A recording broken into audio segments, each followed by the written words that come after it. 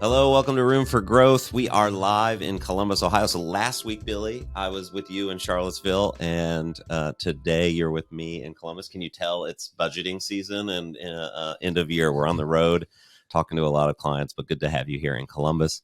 And for those that watch on video, I've gotten hooked up with some new decor in the background. So I don't know if that's we've hit it big at this point. Yeah, you're pretty classy. Though I will say your decor here in Columbus, Ohio is a little more country chic than mine is in Charlottesville, Virginia, where I have like a library. On brand. So yeah. What do you want to talk about today before our guest, Jeff Tang? Well, I have to do a quick name drop because, as you know, our friends at Delta did it again. I had the weirdest flying experience that I've ever had in my life. So I get on my Delta flight. Billy and I were together in New York City this week. And then I was heading back to Charlottesville. I get on my flight. I had gotten upgraded. So I had gotten a beautiful push notification letting me know that I was first class that flight. So nice. I sit down and the flight attendant hands me a card. And she said, just want to thank you for being, the status that you are on Delta. We appreciate it so much. She gives me, Billy, a hand-signed card. Hand-signed. Here it is. Like, hope you enjoyed the flight and my services were enjoyable. It was a pleasure to meet you and serve you today. It's customers like you. So shout out Cheryl from Atlanta-based flight crew 100309. The idea that somebody handed me a handwritten card, in addition to how much they already know me, make me feel loved as a passenger at the holidays. Delta's my new family now. Nobody else is sending me handwritten cards. No, this is why Delta, they in the ratings of airlines and customer satisfaction every year, they dominate. And yeah, they're the best. It's like looking at the picture that you took of the card, it's a real handwritten note. Real it's not handwritten one card. of these fake robo created written notes. And it just, how did it make you feel? Well, and Cheryl was my flight attendant, and she was so nice. I mean, obviously, the kindest woman ever. But just to be handed a card and thanked for being, obviously somebody who uses Delta quite a bit, man, it went the mile. I've been thinking about it for days. I obviously wanted to talk about it on the podcast. I come from direct mail, and that used to be such bread and butter for me, where something that was really common in the space I worked in was figuring out who should get a hand signed anything. Even if you just address an envelope with ink instead of a printed letter, it is so much more highly opened. But I think about that concept a lot. What's the idea of something being truly handwritten in email or in push or in SMS? How do you give it that feeling? Yeah. We also, we talk about personalization all the time, which that's the ultimate form of personalization. Yes. We talk about AI and all these advanced things. And it's the simplest thing goes the furthest, and no better power than the power of a handwritten note. Shout out to Dr. Steve Eisman, my college professor in public relations at Ohio Northern. He was just adamant about the lost art of handwritten notes and how far it can go. So, all this advanced stuff that we're talking about, it's this basic tactic. Now, the argument that people would sometimes have about this type of tactic is creepy. Every time you can go into any marketing room and start brainstorming cool ideas, and inevitably there's that one guy that thinks all tactics are creepy. I don't think that's creepy at all. I think that's really personal. I don't think it's creepy. I don't actually think it would have even been creepy if it had my name on it, because they knew I was going to be on that flight today. I think people do not actually find personalization creepy unless it is a miss, unless it doesn't apply to them, unless we're trying to loop them into something that's not organic to them. People find personalization. It feels like that warm hug. It feels like walking up to an actual person at a sales counter and having them help you and having a good experience. Or to this point, it feels like when your family sends you a Christmas card, or somebody who actually knows you and cares about you. It is such a good touch. So challenge this week for all marketers. It's the holiday time. It's the season where people are looking for that standout. What manual thing, what creative thing could we be doing that gives that sense of the handwritten card syndrome? There's a lot of things that we can be doing in channel, or you can be doing in CPG. This might be something we talked to Jeff about today, is how do you make a CPG product stand out on the shelves? I know there's some examples from last season of liquor companies putting little hand knitted sweaters on their products, just a few of them, so they feel really special or really stand out. But that's awesome. A fun challenge for marketers, I think. Yeah, and we love you, Delta. We want Delta to come on our podcast. They're busy, so but one day we'll get somebody on the podcast from Delta. If you know anybody at Delta, we'll we'll take recommendations for future podcast guests. But today on our podcast, we have Jeff Tang, and Jeff is the VP of Marketing and Revenue Generation at Wicked Kitchen. And looking forward to talking about him. Wicked Kitchen's a CPG brand, and that comes with just a whole host of challenges. All this, when we talk about loyalty and in a lot of the industries we work in, hospitality, QSR, there's access to customer data, but there's a whole nother layer of challenges when you talk about the walls and the aisles of a grocery store. Yeah, a bunch of things here. So it's like a niche brand, right? Because it's plant-based. So it's reaching primarily vegans or people who are concerned about the environment, people who shop in a really conscious way. And then of course, everyone else too. They're a startup. So how do you go to market quickly? How do you get word out about your product? CPG just has the entire notion of there's operations and there's marketing, and they have to go really hand in hand. And then I think we'll get super into like, how do you measure ROI from marketing when you cannot always track direct to consumer sales? It's a huge challenge that we know about. And then Jeff has a journalism background, and so do I. So we'll probably talk a little bit about how our communication backgrounds translated into different types of marketing roles. Cool. Awesome. Well, with that, let's get to our interview with Jeff Tang.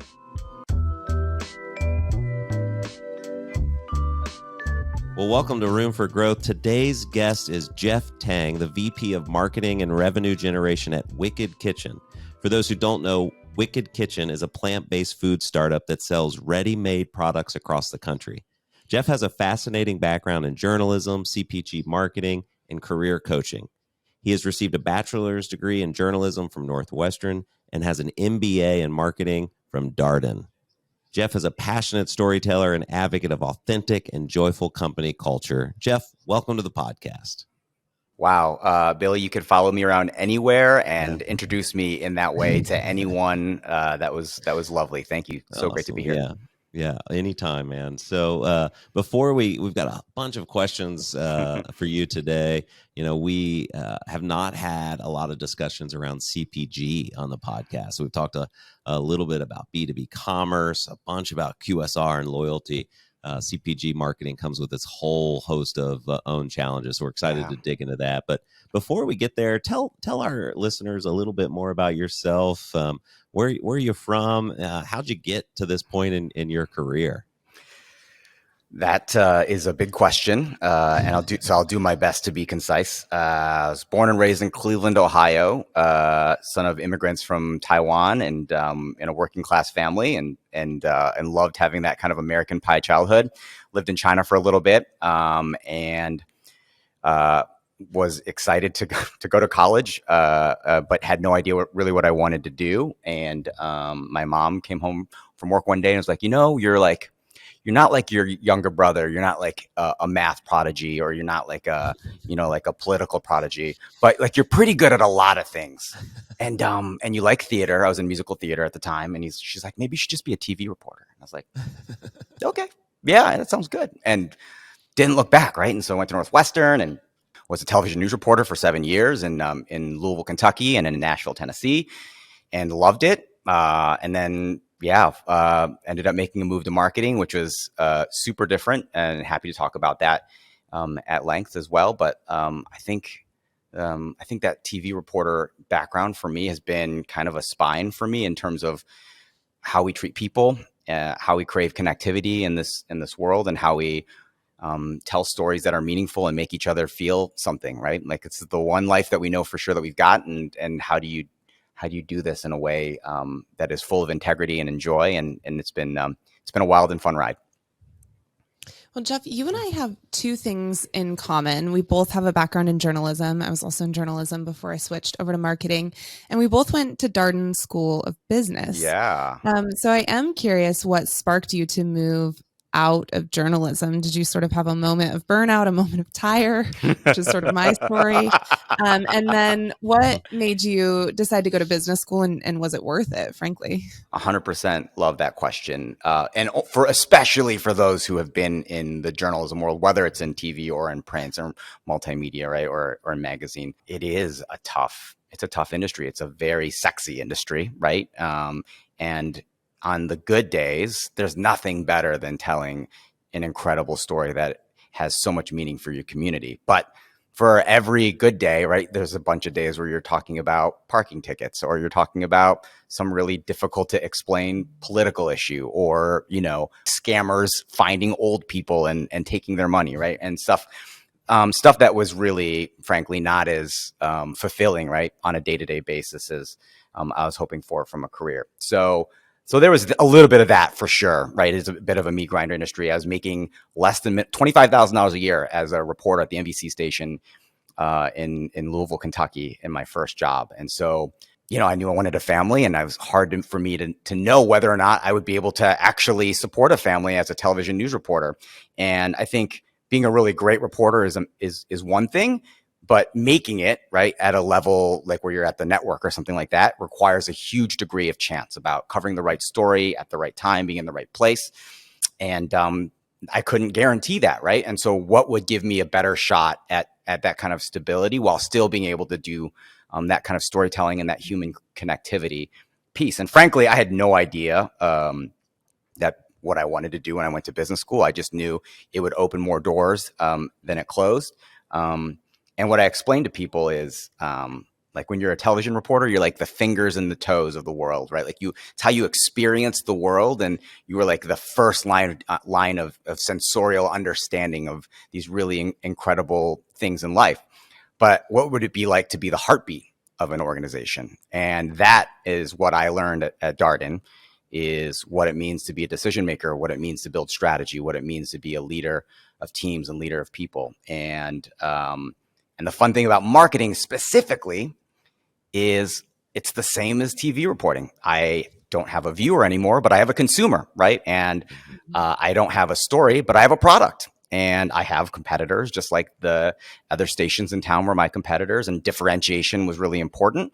And the ability to tell a story on a deadline, right? Like, and to be able to do a bunch of different things and learn a bunch of different things on a day-to-day basis. I mean, as a marketer and elite CPG, you don't just tell ads, right? Like, that's a big misconception. Like, oh, you just get to drink whiskey and you know, make a bunch of TV commercials. Well, you're running a P&L, you're understanding the baseline health of your business by looking through the Nielsen data. You're working with your operations partners to make sure you have enough product and that your plants are working at utilization, right? And you're working with the sales team to make sure we're delighting our customers, our key customers, and on and on and on. You kind of have your hand in all of those different hats. And it felt incredible to be the heartbeat of an organization, but still be able to have those human storytelling components in your day-to-day as well. So 100% worth it. And Darden is a super, super special place, Billy, as I'm sure you feel as well.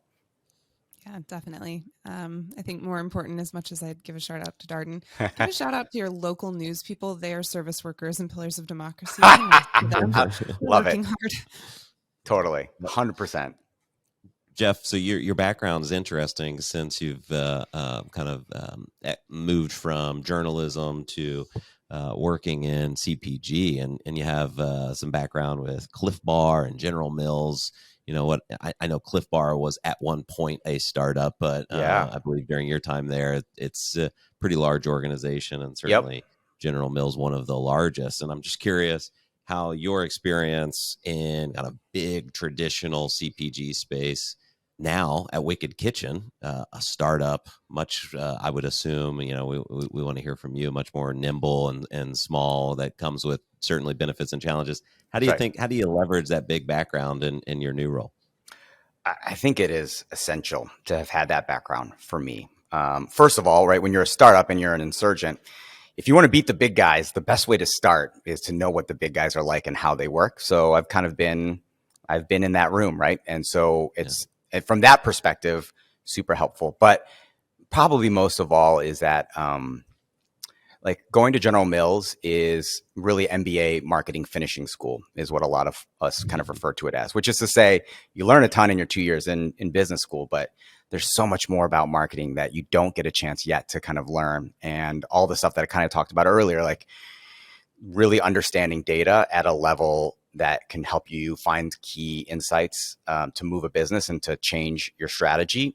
Like, that's, you only get the tip of the iceberg at business school, and you really do the full integration kind of at an elite place like General Mills, where there's other associate marketing managers who've done it, who can walk you through it, where there's real structured talent development opportunities to really help you.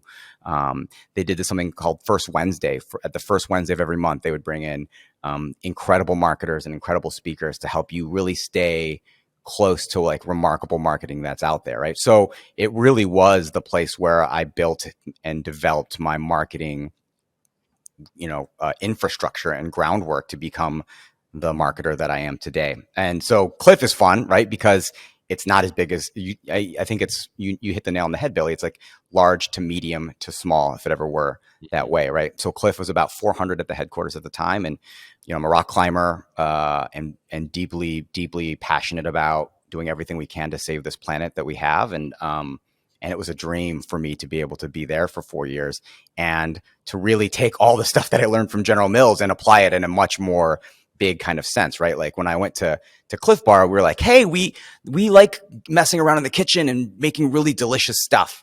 And I'm like, that's cool. But what about our consumer? And like, oh yeah, we'll talk to the consumer once we're in market, we learn more from them that way. I'm like, well, what if we started with the consumer, right?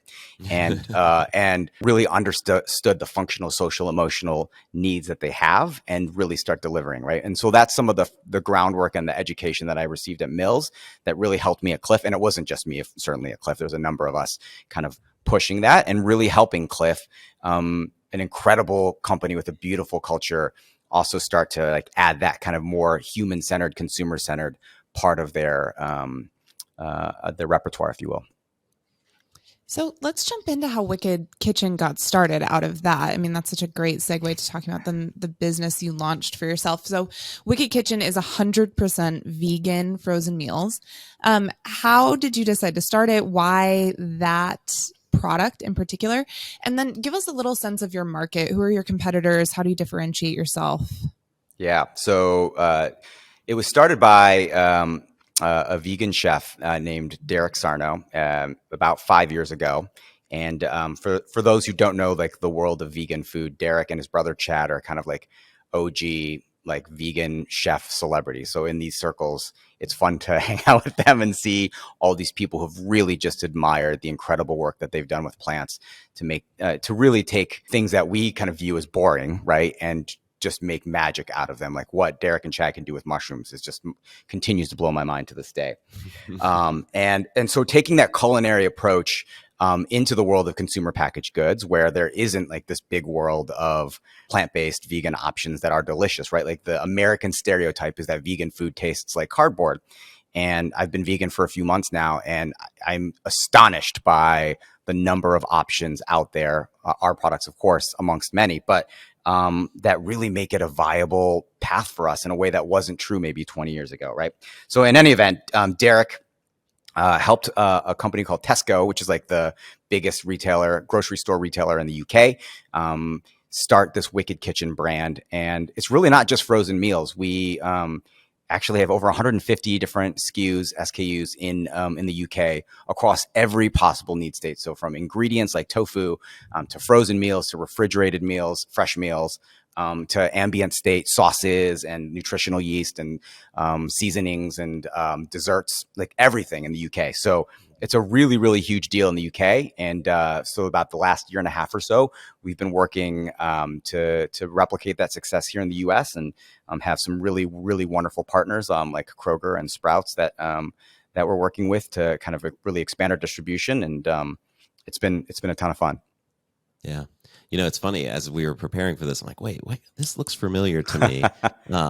We are not vegans in my household, but I was at Kroger not too long ago. And so I have a couple of your products in my pantry now. I haven't made it, but some of the kind of like meal kits type of thing I bought. And I think it's kind of a lost art of roaming the grocery store aisle, because we tend to use Instacart and delivery, and so I find like the same stuff comes, but that impulse kind of experience of like roaming around, like, oh, what's this? This looks pretty cool. And certainly you all have done an amazing job at the branding side, to capture somebody that heck is not a vegan and is like, let's give this a try. But is that a challenge for you guys? Like most people are just clicking the same exact thing over and over again on the Instacart third-party services. Yeah, no, I love that. I love that question for a couple of reasons. One, it's funny. People are like always like, well, what makes a great marketer? And I always tell people like, if you ever find yourself lost in the grocery store because you're like, that's a cool end cap. You're like, oh, wait, what? Wait, hold on. Tuna comes in pouches now? Like, well, why would that happen? Like, oh, that's an interesting pricing strategy, right? Like grocery shopping is without question my favorite hobby. It has always, always, always been long before I was ever a marketer. And so it kind of makes sense to me, right? And so it is kind of one of those secret kind of ways in for me to understand how somebody's brain works is to talk to them about grocery store shopping, because you're exactly right. Finding that impulse buy is something that's amazing. And I will tell you, I think Instacart is an incredible platform, and the convenience is fantastic. But for me, right, like I will never be able to walk away from what you just talked about, this lost art. It's like I have a record player at home, right? So I'm just like old school, I suppose. But so I love that. The other piece though that I love is that like, how do you get people who aren't vegan to eat Wicked Kitchen? And the reality, and this ladders back to your earlier question, Billy, about who your competitors are. I view our competitors as everybody, because over 50% of the American population, whether knowingly or unknowingly, is reducing their meat intake, right? And it could be something like, oh, the doc says I got to eat less meat because my blood pressure is too high or my cholesterol is too high, to people who are like, I understand the ramifications that meat has to our planet, that it has to the animals, right? And it runs the whole gamut, right? And so the reality is we want to build an inclusive, positive brand where we are plant pushers, not meat shamers, right? Where we really are embracing the idea of eating more plants, but not sacrificing taste in the process. And that's where with Chad and Derek. So the long story short, Chad and Derek are still intimately involved in our business, and we just adore working with them and hearing how their brains work. And they continue to push the envelope from a culinary perspective. And, you can't replicate that, right? And that to us is kind of the secret sauce. So Billy and I, though, talk a lot about how you engage consumers, how you get them hooked, how you get them loyal. Like eventually we are going to ask you to talk to us about the brands that you are really loyal to, because we're obsessed with this. Like what makes somebody make repeat purchase decisions, decide 100%. To make that first purchase decision, and then stay really involved. So what does Wicked Kitchen do uniquely to, again, like first reach their consumers and have a brand that draws to them? What's sort of the strategy there? And then what do you do to engage your consumers as they decide to try their first product and then whether to make a second purchase and become that loyal customer? Great question. I think the reaching consumers piece has a bunch of dimensions. I think one, we have a lovely built-in network of people who are committed in their plant-based or vegan diets and their journeys. And a lot of those folks know and understand Derek and Chad. We have a really, really fertile YouTube channel where we have dozens and dozens and dozens of videos and recipes out there that Derek and Chad have put out there. So we're thought leaders and content creators in addition, right, to being producers of food. And so I think that creates real depth of engagement and relationship building for those consumers. But then Billy, for just like you, right, like, hey, that's really interesting. What's that product? We've talked to consumers and we understand that Wicked Kitchen with the chef's knife and really playing up our culinary chops, if you will, is an important way to help people rethink, right, what plants mean. That they're not just, I'm going to have a steak and then I'll have a couple of pieces of asparagus. That's what I think about with plants. Plants can absolutely be center of plate as well, right? And helping people wherever they are on that journey. And so for us, I think the most important thing as we move forward, and this is kind of the role of our team, the marketing team moving forward, is how do we separate ourselves from a lot of other plant-based food companies out there? And I think there's a number of things that make us different, right? One is we're not a tech company. So there are some food companies that are like, look at this miracle that we made from plants, and which is awesome, right? Like I celebrate that, but we are a culinary brand first, right? We're about making delicious food first. We're not about science. We're not about technology necessarily, right? Like we're not against it, but that's just not where we hang our hat, right?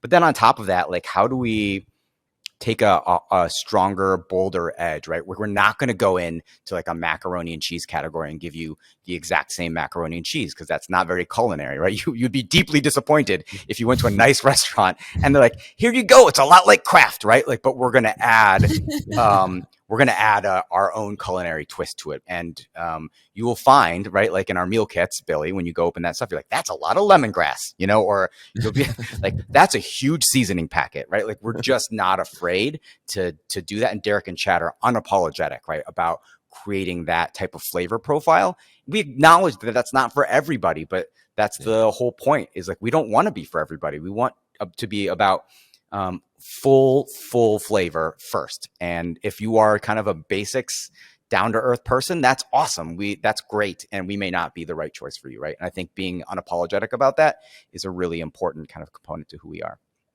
Cool. Can you talk a little bit about how digital plays in this? So even before, and I've already referenced it here, our last few conversations have been all about customer data and loyalty programs and this personalization tactic that's everybody's talking about, obviously. Yeah.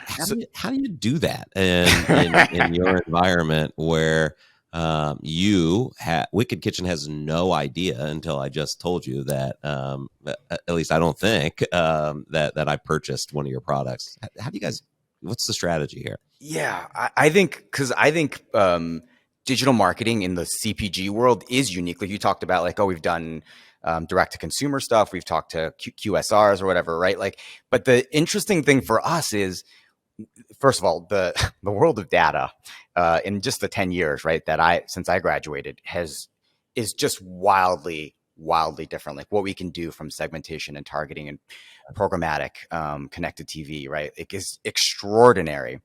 And yet we're still not all the way to the point where, like, we know exactly, to your point, Billy, that, like, oh yeah, you saw an ad on Instagram or Facebook or on YouTube, right? And now you rolled in 14 days later, and we, after 4.5 exposures for 17 seconds of these ads, right? Like, we don't have that straight through to purchase, right? So that's the missing kind of last link, and I'm sure it's a matter of time before that ends up happening. That's kind of terrifying, I know, to a lot of consumers, that level of detail already exists about them. And the veil obviously has been lifted on a number of different fronts over the years. So for me, again, the old school theme is going to apply here. I think personalization is a cool endeavor and the technology is amazing.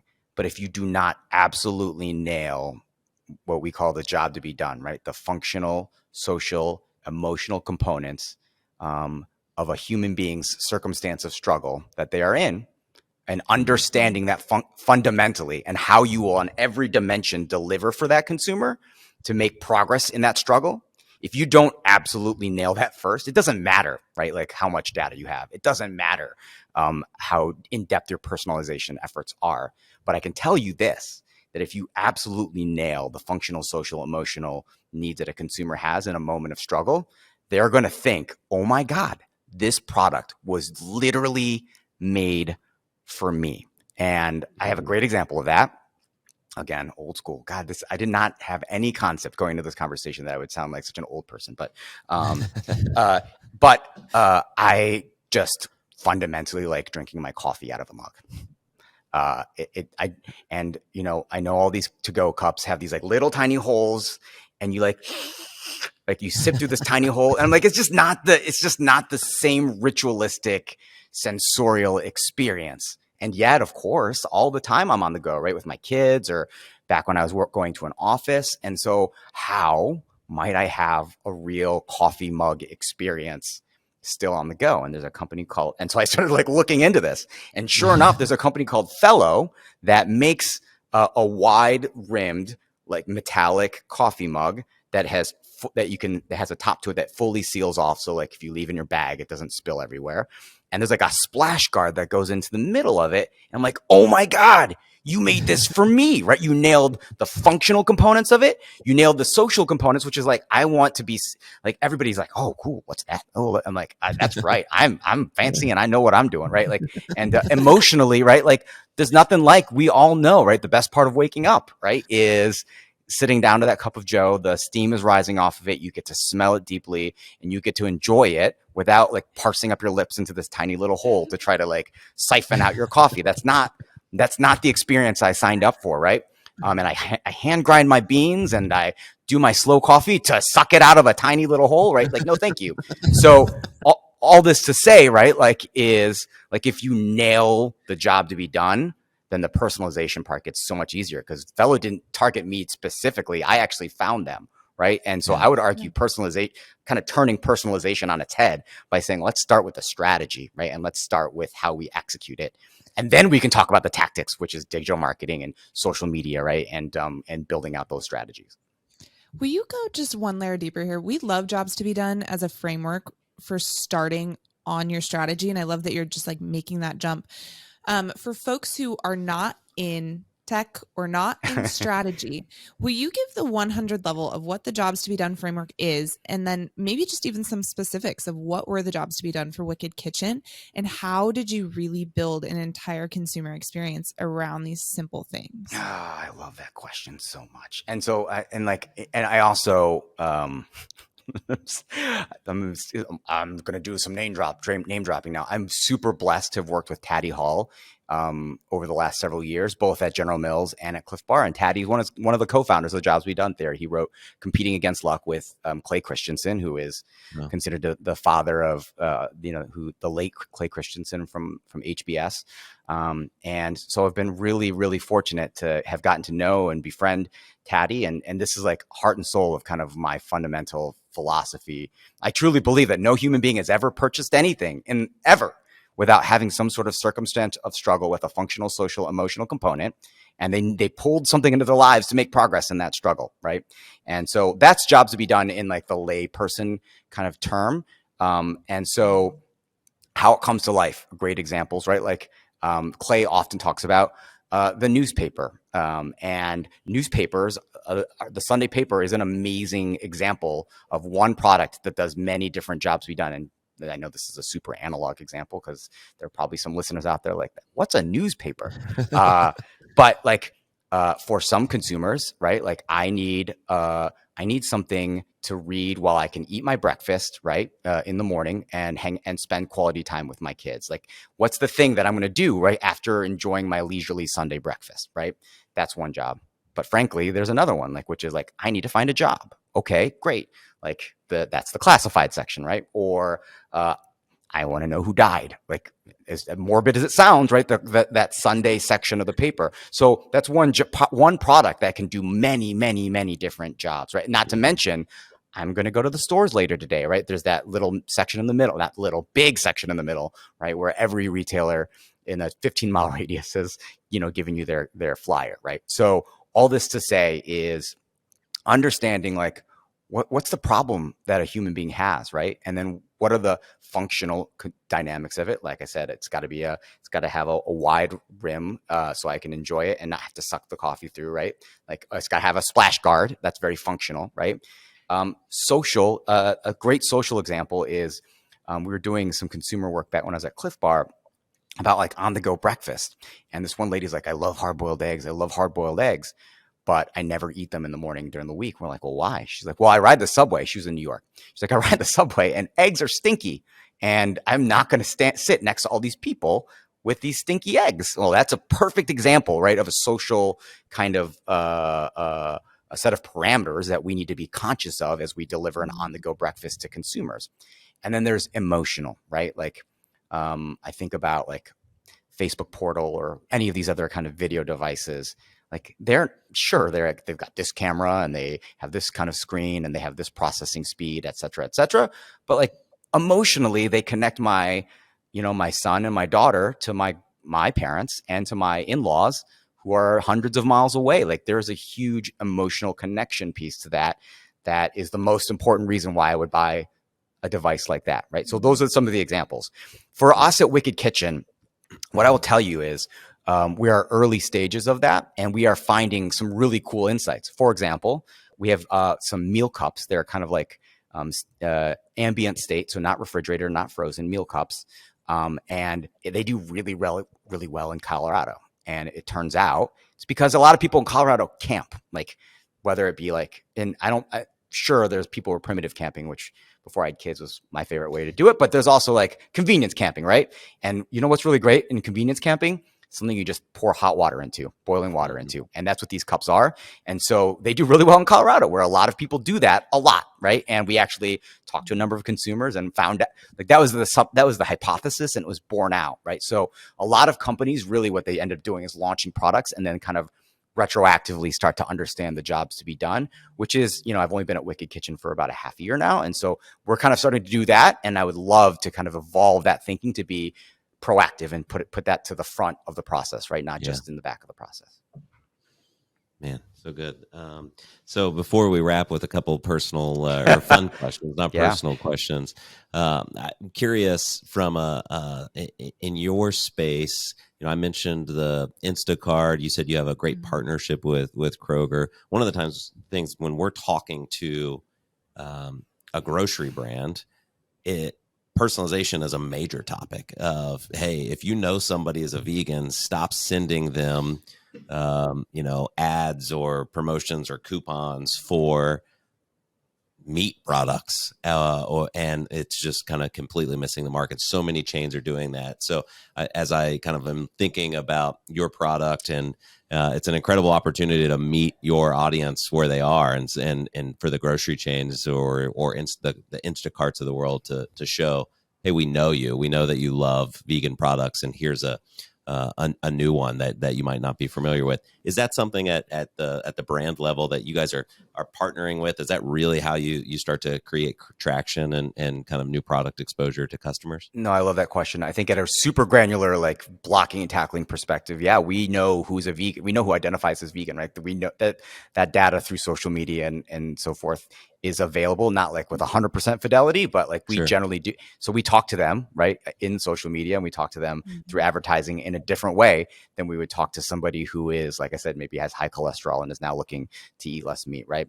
And so there, like at point of purchase at a Kroger, our shelf blades will not be like, hey, we're by vegans for vegans, right? Like it'll have a more inclusive message because we are an inclusive company, but we also know that we have like OG credibility within the vegan food space, and we want to represent that to that community. So yeah, we will use the data that we have available to us to make sure we target those consumers with different messaging to your point, help them see like, hey, we are for you. And again, one product can do a number of different jobs for different people. And so, for example, right, like those meal cups that I was talking about, I had another person who's a personal shopper, ironically, right? But she's like, I'm always on the go, and I'm oftentimes eating lunch in a kitchen that I don't know of, or in a store or whatever. And like, so these are great for me because I have 12 minutes to eat, and I can put hot water into it. I can eat it in the, like, wherever I am. And so this product kind of, she pulls it into her life for like an on the go lunch under any set of circumstances, right? And so that's another great example of one product doing a completely different job for a different consumer.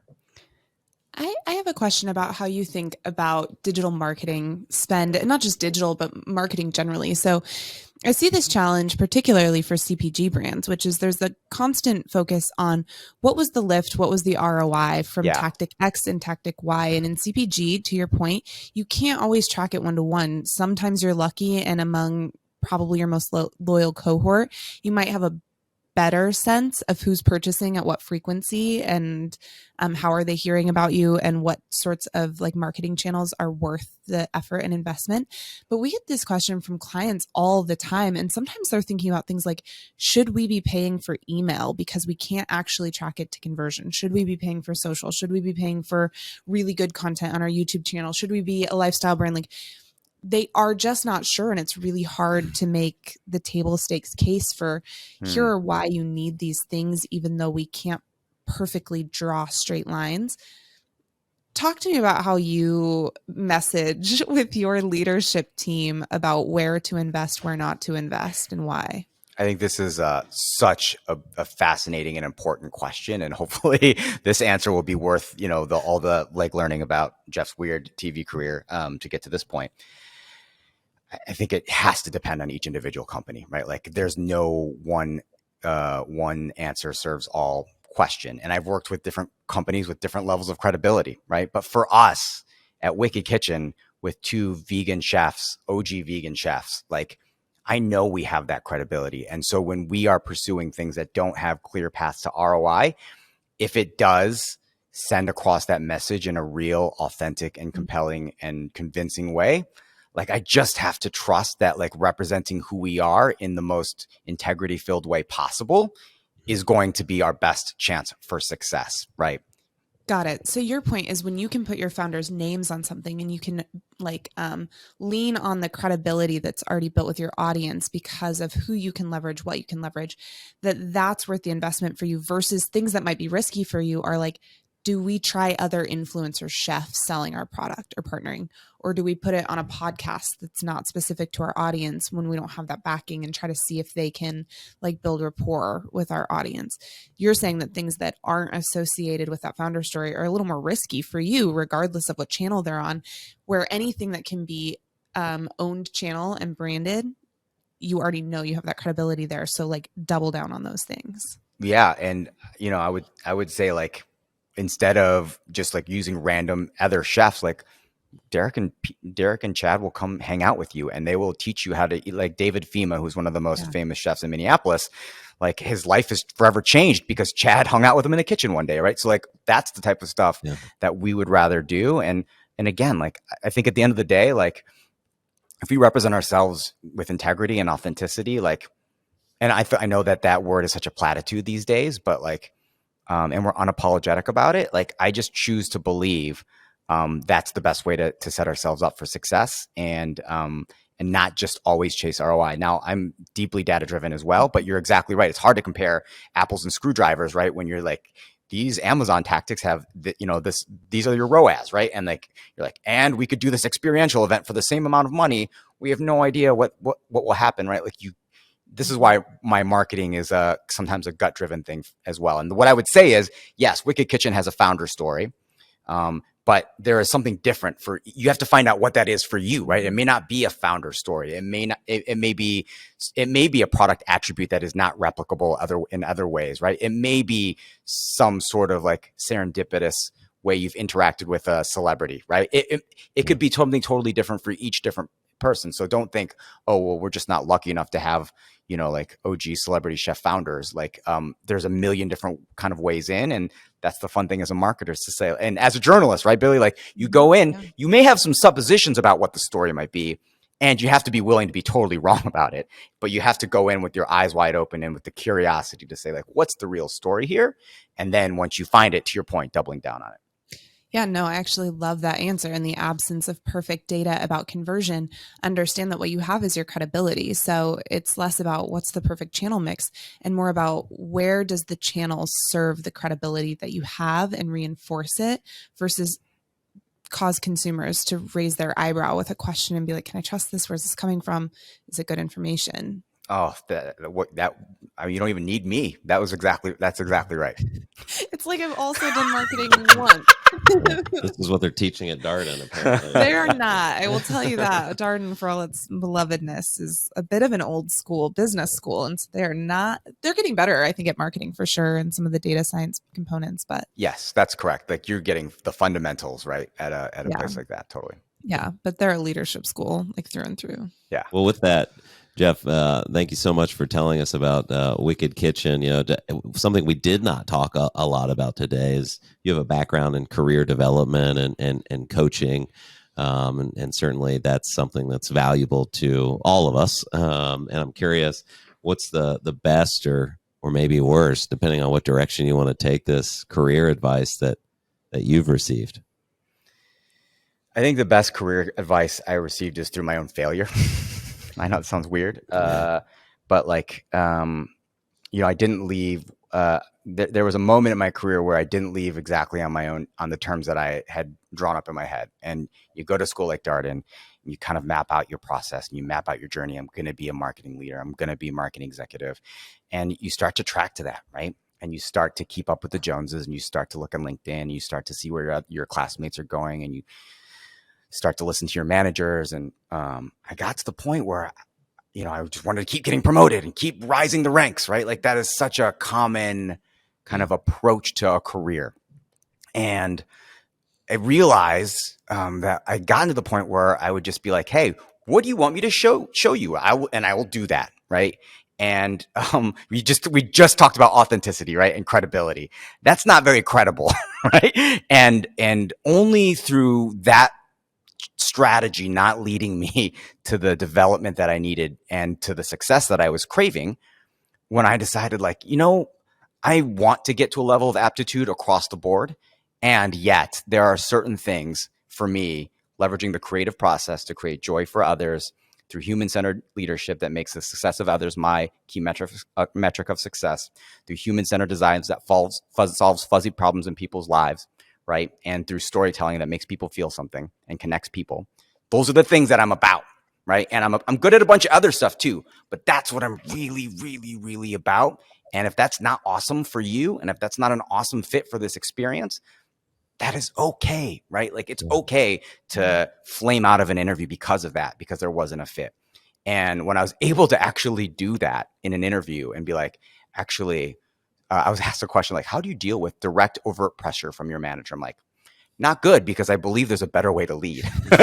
And like, we're going to keep looking. I'm like, that's great, right? And once I started to embrace me for my own imperfections and me for my own humanity, and like really leaning into the things that I was passionate about and good at, like, and really embracing the process, right? And not the result of a promotion or the result of a raise or a result of a great title or keeping up with the Joneses. When I like let all that stuff go, it oddly led me to a bunch of promotions and a bunch of raises. I got this amazing opportunity to be a career coach at Darden, and then it led me to this experience here at Wicked Kitchen, the thing that I actually wanted all along.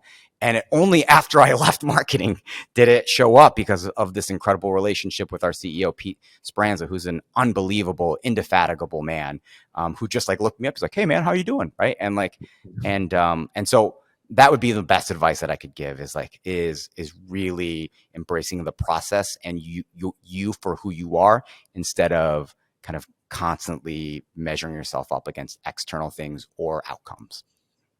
That's great.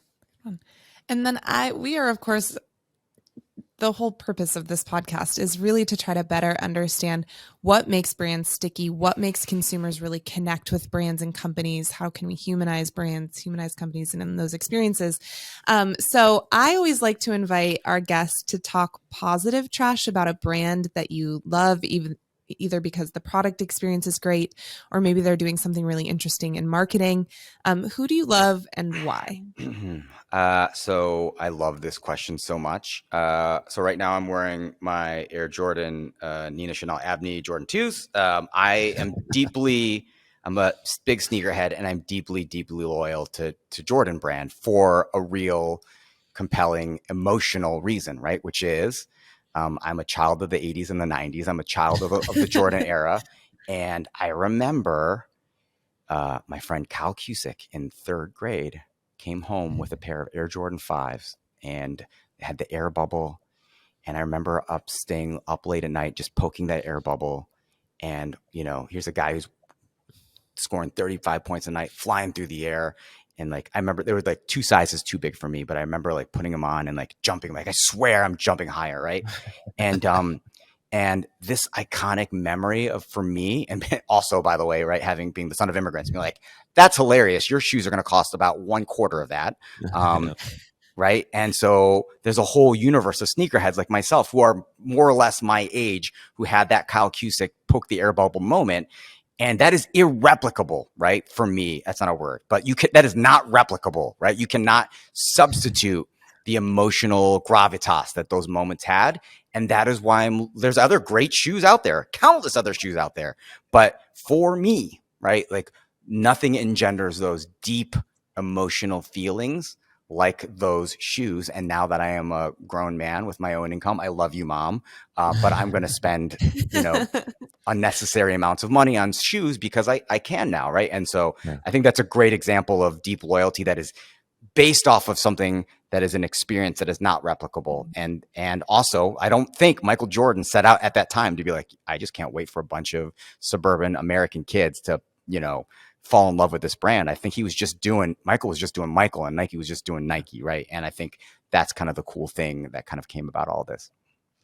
Awesome. Love that story. And Jordan and the Nike brand has certainly been one that's come up a couple times. That Do they all have the same poke the air bubble story?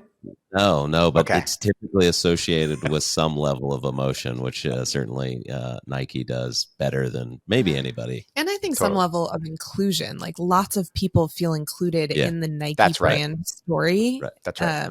Which is a really interesting phenomena. It's incredible. Awesome. Well, Jeff, we did not have a chance to talk about where people can find Wicked Kitchen. I think you mentioned Amazon just now, and I was even thinking, like, if we had more time, I'd love to learn more about that. But where people find if they're not in my situation and they're roaming the aisles of Kroger on a Friday night, which is what all the cool kids do, where can they find Wicked Kitchen? Yeah, right. So we're in all Kroger banners, right? So Smith's and Ralph's and King Supers as well, like out west. So all Kroger banners, including Kroger as well, of course. We've got selected products at like Walmart, like the meal cups are at Walmart. So like Harris Teeter, we're starting to get into as well. But Giant and Sprouts are two other really fantastic partners of ours. And then to your point, on Amazon as well, you can find some of our like shelf stable products. Yeah. But I'll tell you, our ice creams will change your world. Like you will, like my kids every night, Papa, can I have Wicked Kitchen ice cream? I want Wicked Kitchen ice cream.